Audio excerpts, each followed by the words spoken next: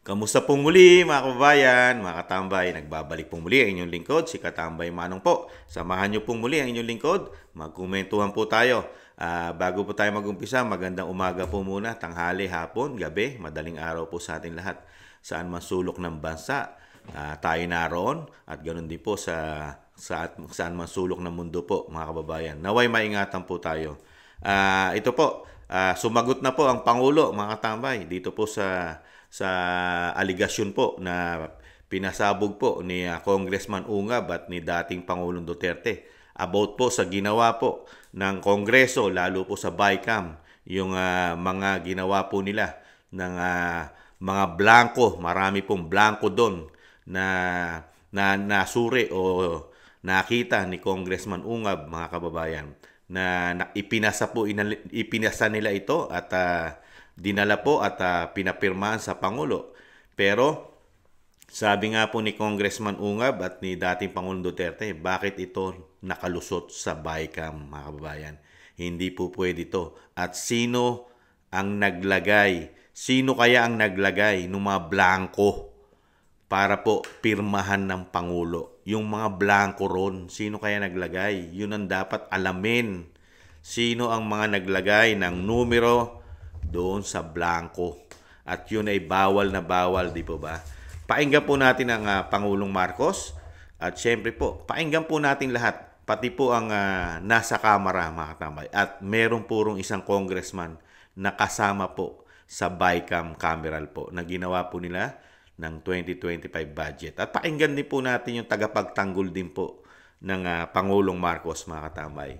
At ginagawa po nilang mali, napaka-fake news daw po ng dating Pangulong Duterte at syempre kasama na si Congressman Ungab mga katambay. Painggan po muna natin ang Pangulo, ang sagot niya.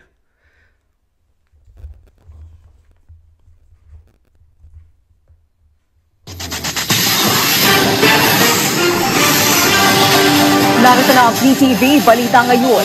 Tinawag ni Pangulong Ferdinand R. Marcos Jr.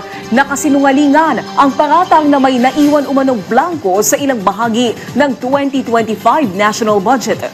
Giit ng Pangulo, hindi nangyari sa buong kasaysayan na may maiwang puwang sa pambansang pondo. Matatandaang binatikos si dating Pangulong Rodrigo Duterte ang umano'y discrepancy sa 2025 national budget. Inalmahan ito ng Malacanang at iginiit na fake news o mali ang impormasyon ni Duterte. Malisyoso aniya ang pagpapakalat ng maling impormasyon at itinuturing na criminal act. He's lying. He's a president. He knows that you cannot pass a GAA without with a blank. He's lying. He's lying because he knows perfectly well that that doesn't ever happen. Sa kasaysayan ng buong Pilipinas, hindi pinapayagan na magkaroon ng item ang GAA nang hindi nakalagay kung ano yung project at saka ano yung gastos, ano yung pondo. So, it's a lie. I was watching the news earlier today and people were saying, it's 4,000 pages. Paano namin ibubusisiin yan? Ang ganito, para titignan namin isa-isa. Hindi na lang. Meron namang kopya that's available on the website of DBM. Tignan ninyo, huwag na ninyo busisihin isa-isa. Hanapin nyo yung sinasabi nila na blank check. Tignan ninyo kung meron kahit isa para mapatunayan na tama ang sinasabi ko, kasinungalingan yan. That's my reaction. Yan ang masabi po ng Pangulong Marcos mga tambay. Tingnan daw po sa DBM at syempre po yung pinirmahan niya po mga tambay ay kumpleto na po ang numero. Wala na pong blanco mga kababayan. Wala na. Sino kaya ang naglagay ng mga blanco? Ito pa po. Painggan po muna natin lahat. Yung tagapagtanggol po ng Pangulong Marcos na napakatalino po. Painggan din po natin mga tambay.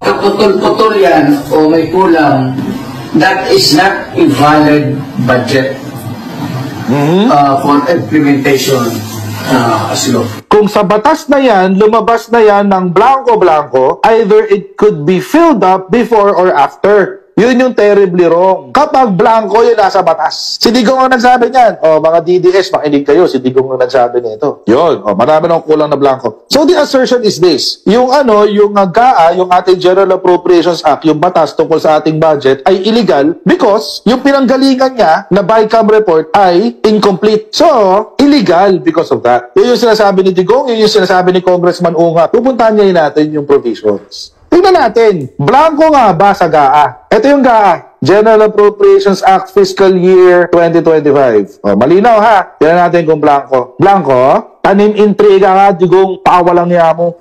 Blanco? Pagkaputol-putol yan o may kulang. Napakawalang ya raw po ni Digong. Ayon po dito kay Jared, napakawalang ya dahil kumpleto na raw po ang GAA, mga katabay. Ang General Appropriation Act, mga katambay. Kumpleto na raw po, ayon po kay Jared. Ganon din po sabi ng Pangulo, mga katambay. Walang blanco, kumpleto po. Ito naman po ang sagot po ng isa pong nagsusuri. Ito naman po, mga katambay. Pakinggan naman po natin si Prof. Cielo, mga katambay. Ano naman po ang kanyang komento? Marami na naman pong nagtatanong, no? May mga issues na naman na nauungkat ukol dito sa 2025 budget. Sinasabi po ni dating Pangulong Duterte at ni Congressman Ungab na maraming kulang-kulang na datos dito sa bicameral report ng 2025 GAA. Sinagot naman to ni Executive Secretary Bersamin na hindi maaaring pumirma ang Pangulo sa kulang-kulang na dokumento. Pero very interesting po yung tanong na ito, no? Kasi dalawang dokumento po yung pinag-uusapan natin kasi mayroon tayong mga ibang kababayan na kinukumpara at tinitingnan yung GAA na nasa DBM website at sinasabi nila na may datos naman. So nagsisinungaling si Pangulong Duterte. Hindi po natin ito ma-verify dahil dalawang dokumento yung pinag-uusapan dito. Yung isa ay yung GAA na nasa website ng DBM at yung isa pong sinasabi nila, Congressman Ungab, ay yung Bicameral Committee Report. Alam niyo po, sa Bicameral Committee Report, dito supposedly nire-reconcile yung pagkakaiba ng Kongreso, ng House of Representatives at ng Senate. Pag lumabas po yan sa Bicameral Committee, dapat kompleto yung dokumento dahil yaan ang ipapasa bilang batas. Ngayon, kung totoo itong sinasabi ni Congressman Ungab na kulang-kulang ang datos at impormasyon na lumabas dito sa Bicameral Committee, ay hindi po yan maaaring maging batas. At hindi yan maaaring pirmahan ni Pangulong Marcos. Kung totoo pong kulang-kulang yung datos, ay sino ang nagpuna at nag-fill up ng mga kulang-kulang na datos? Hindi po natin masagot, ma-verify kung sino yung tama dahil hina-highlight po nito muli yung problema natin sa bicameral, kung gaano siya ka-opaque, walang accountability, hindi transparent, dahil hindi naman po natin nakikita kung ano nga ba yung report ng Bicameral Committee. Hindi po yan pinapakita sa publiko. Hindi po natin nakikita yung minutes, hindi natin nakikita yung deliberation, hindi natin nakikita kung sino ba sa mga congressman at senador ang nagdagdag, nag-insert na mga kung ano-ano dyan sa Bicameral Committee.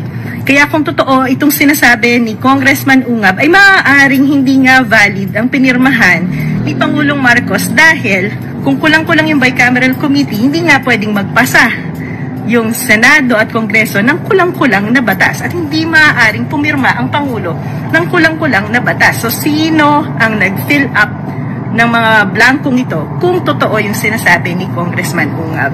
Ngayon, mga tambay, baka si Jared ang nagpirma po sa BICAM Committee, yung mga kulang-kulang po na blanco. Baka po si Jared, mga tambay.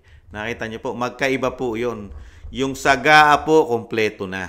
Kompleto na. Yung makikita po natin sa DBM, sa website, yung 4,000 daw. Kompleto na yon. Yung pinakita po ni dating Pangulong Duterte. Siyempre, kompleto na yon kasi may nag-fill up na eh. May nag-fill up na po. Di po ba? Kaya kompleto na. Ngayon, ang issue po, nasaan po yung ginawa pong report sa BICAM? Yun po ang dapat ilabas. Ngayon, tanongin naman po natin ang congressman. Siya naman po ang sasagot, mga tamay. Ang congressman po, nasaan yung ginawa po nilang BICAM report? Tingnan po natin ang congressman. Pakinggan po natin. Yung Bicameral Conference Committee, wala kaming kopya. Yung mga changes lang yung meron kami.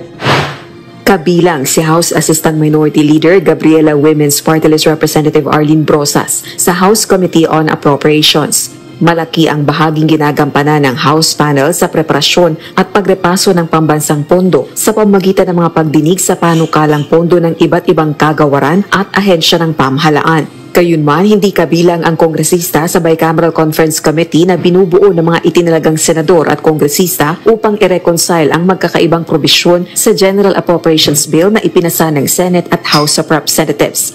Kamakailan, inihayag ni Davao City 3rd District Representative Isidro Ungab ang nadiskubre umano nitong blankong items sa inaprubahang Bicameral Conference Committee report para sa 2025 General Appropriations Bill. Inihayag niya ito sa isang podcast kasama si dating Pangulong Rodrigo Duterte.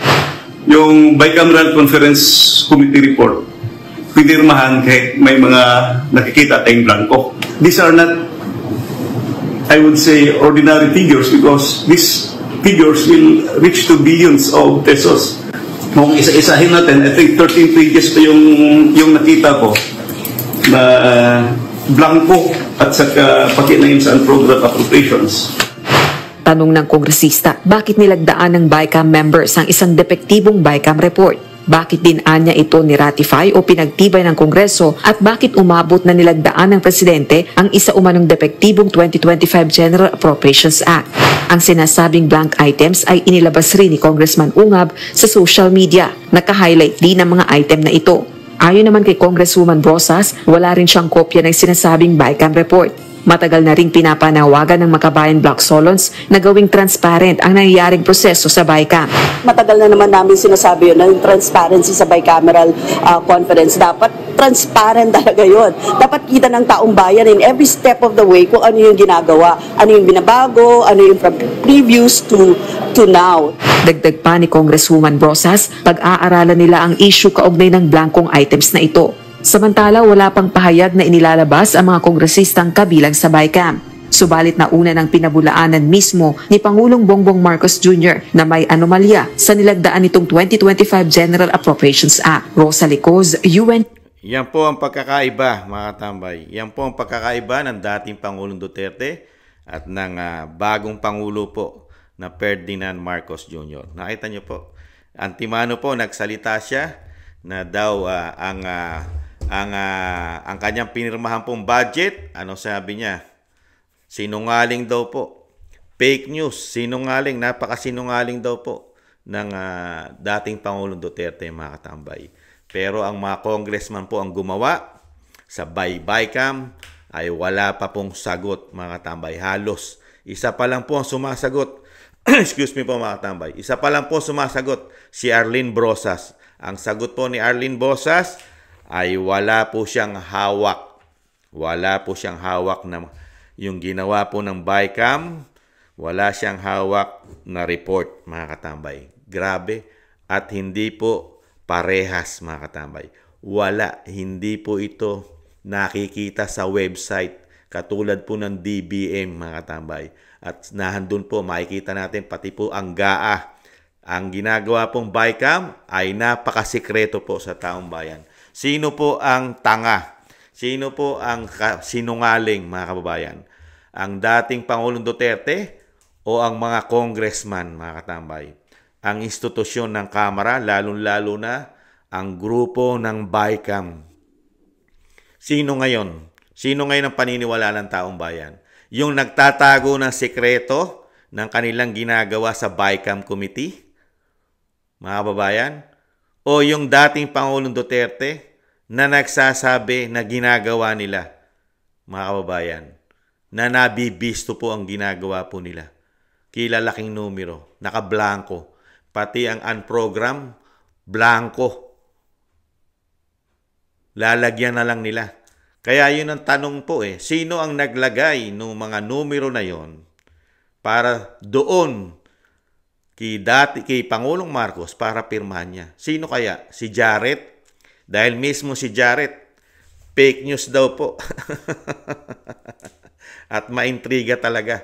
At talagang tinatawag pang mahinang Pangulo ang dating Pangulong Duterte. Itong si Jarrett.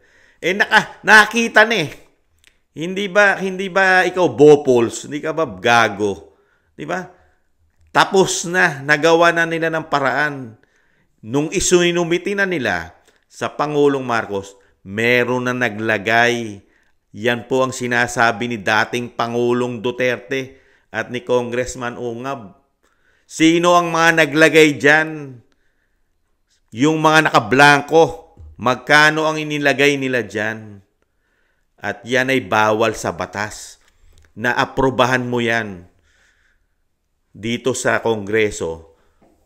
Yung institusyon po kasi ng Kongreso, dalawa yan di ba? Magkasama po yan, ang Senado at ang Kamara. Sila po ang magpa-final niya. Ipa-final po nila ang budget natin for 2025 by BICAM, mga kababayan. Nakikita po ba natin sa website ang ginagawa po nila? Mismo si Congressman, Makabayan Black yan, mga tamay. Makabayan yan, pero hinahayaan lang po ng Makabayan Black. Pinag-uubra lang po nila yan. Hindi po nila binabatikos ang kanilang institusyon. Yan, kasama po sila Manuel. Si Castro, ang convicted ng child abuse. Never po nilang binakbakan yan.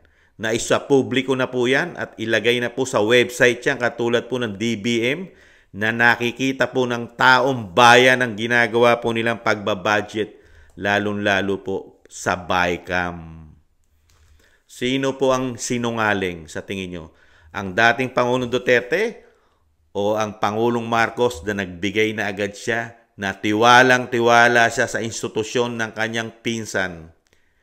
Tiwalang-tiwala po ang Pangulong Marcos sa kanyang pinsan sa ginawa po na pagbabudget po ng Kongreso at Senado sa BICAM.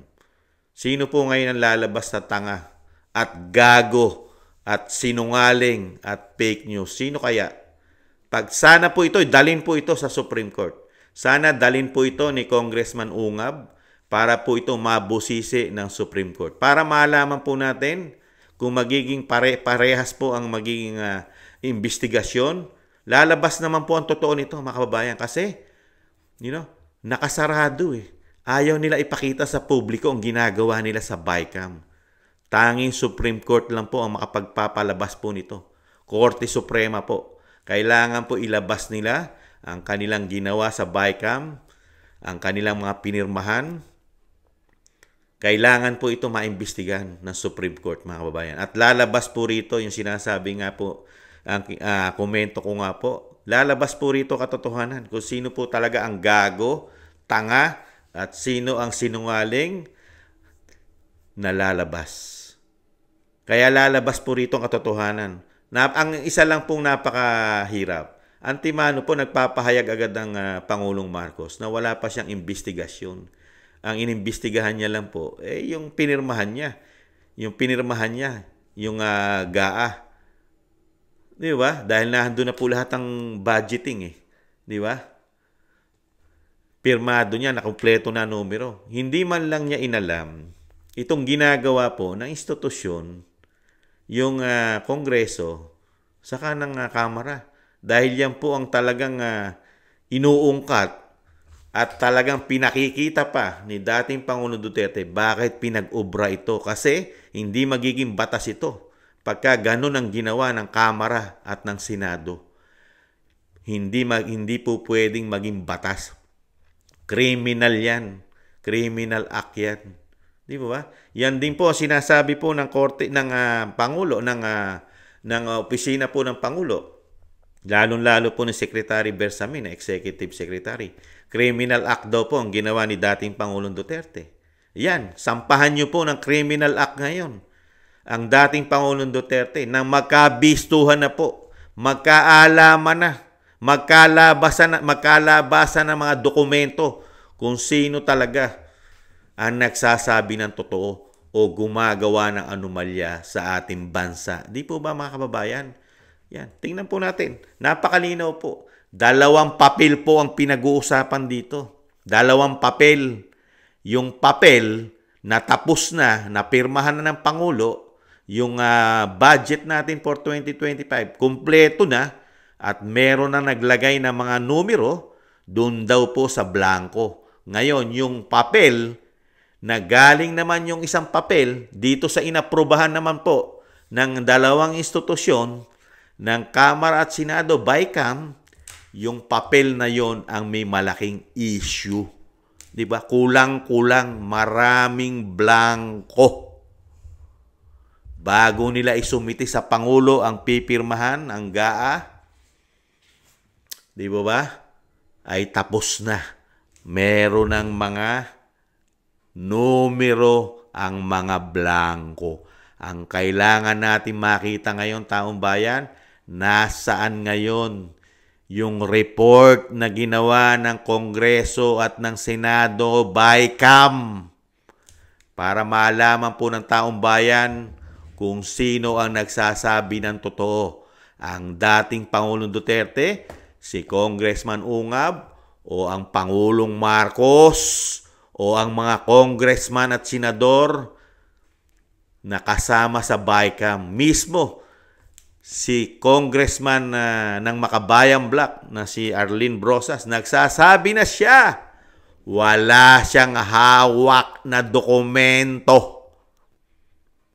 Matagal na raw nilang nire-request at hinihiling sa Kamara na buksan sa publiko ang ginagawang BICAM.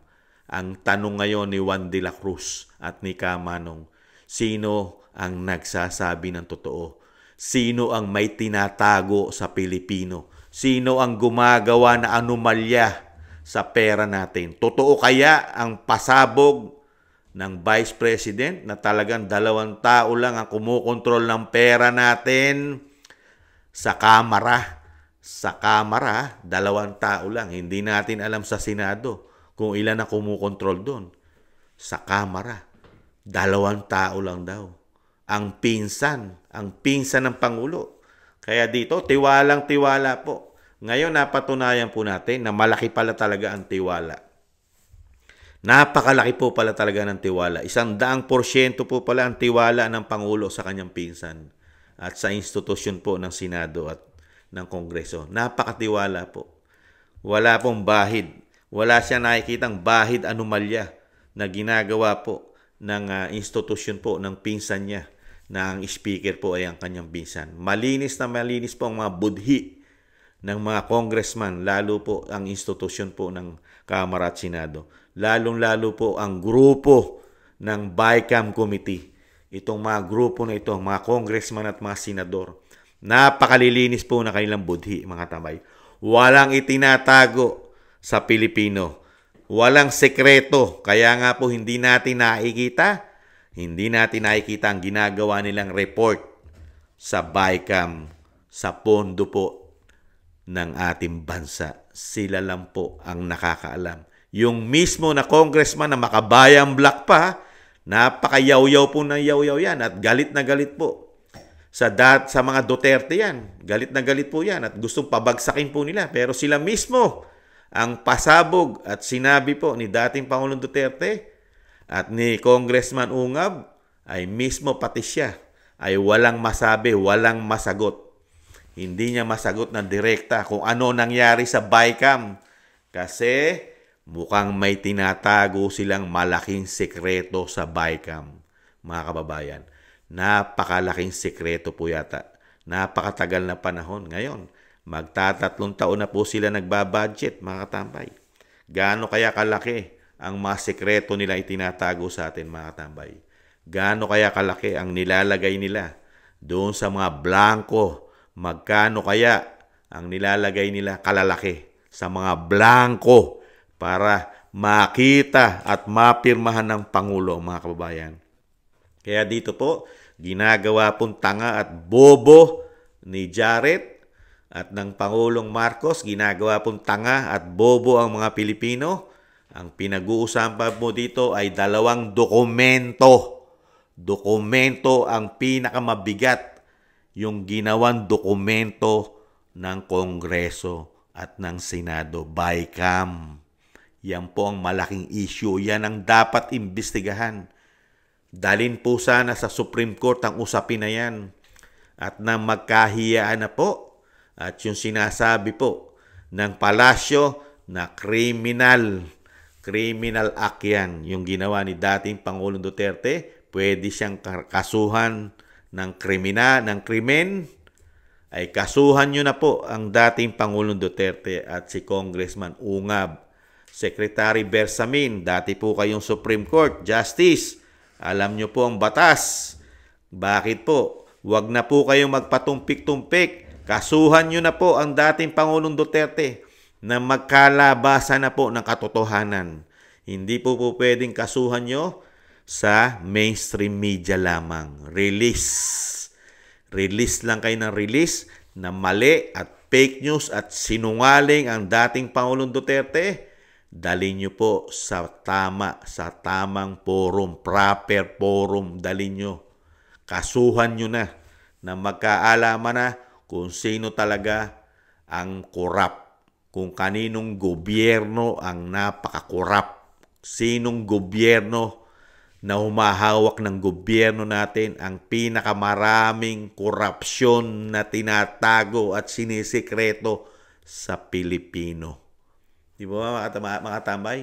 At bakit hindi po sinagot din ng Pangulong Marcos yung paratang at hindi rin po sinagot ito ni Secretary Bersamin yung unang pasabog ng dating Pangulong Duterte? Ano una niyang pasabog sa mga Pilipino? Istapa! Napakarami raw po inistapa ang ating gobyerno sa mga Pilipino. Unang-una, yung pera po ng miyembro ng PhilHealth. Mga Pilipino, tayong mga Pilipino, miyembro, tayo naguhulog para sa ating insurance kung tayo magkakasakit. Kakarampot pa ang binibigay ng PhilHealth. Pero tinapyasan, binawasan nila ng 60 billion. Hindi bababa. Bakit hindi nyo kasuhan ng criminal case ang dating Pangulo? Dahil pinagbibintangan din kayo. Ginawa nyo sa SSS, GSIS. Puro istapa raw ang ginawa. Secretary Bersamin. Pangulong Marcos Jr., bakit hindi mo sinagot? Yung unang paratang ng dating Pangulo na ginawa nyo raw, puro istapa ang pera ng Pilipino. At pati po, ang pera namin na dinala nyo sa Maharlika Investment Fund. Nasaan na yon? At hindi nyo rin po sinasagot yan. Secretary Bersamin at Pangulong Marcos Jr., kamusta na? Kaya po, darating ang panahon. Mabilis lang naman po ang panahon, Secretary Bersamin. Pangulong Marcos Jr., mabilis lang naman po ang panahon. Lalo-lalo po Speaker Martin Romualdez at ang mga kaalyado, pati po ang sa Senado, mabilis lang po ang panahon. Di po ba, sabi nga po ng mga Pilipino, sabi nga po natin, may karma. Hindi mo maitatago ang iyong sekreto. Aalingasaw at aalingasaw yan, mga kababayan. Ngayon pa, napakaraming hawak at alam ng dating Pangulong Duterte at ng Vice President Sara Duterte sa ginagawa ninyo sa kaperahan daw namin ng mga Pilipino, ang aming mga tax. Marami nang sumasabog. Ngayon, sino po ang lalabas na tanga at bobo, mga kababayan? Sino po? Ang dating Pangulong Duterte po ba? Ang Pangulong Marcos Jr. at ang institusyon po ng Senado at Kongreso na sikreto? Sikreto ang kanilang ginagawang bycam. Ayaw man lang nilang ilagay sa website na pinagmamalaki ng Pangulong Marcos Jr. na tingnan nyo. May website kamukha ng DBM. Meron po bang website makikita ng Pilipino? Ang bycam, meron po ba? Nada. Mismo ang Makabayang Black Congressman Brosas ang nagsabi. Pati siya walang hawak na report. Unbelievable. Kaya dito, sa mga vlogger na tagapagtanggol ng Pangulong Marcos, ano po masasabi ni Kamanong? Kayo ang mga bobo, gago, tanga. Di ba? Sila po yun. Dahil sa pera yata. Di ba mga kabayan? Muli po, si Katambay Manong, maraming salamat po sa mga naagusto po ng ating Tambayang Makabayan sa YouTube at TikTok. Taste lang po mga kabayan. At thank you rin po sa mga nagko-comment, like, share, and subscribe. Taste lang po tayo. Darating din po ang panahon para sa kanila. Panapanahon lang po yan. Malapit na po ang halalan. Malaki na po ang mababago po sa imahe ng institusyon ng Kamara at Senado. Malaki na po. Huwag lang pong maging bobo at tanga at gago ang mga Pilipino. Makuha at masapala ng pera. Malaki po ang pagbabago kung hindi po tayo magpapakatanga. Gago. Di ba? Lalo sa botohan. Maraming salamat po. Ingatan nawa. Bye-bye.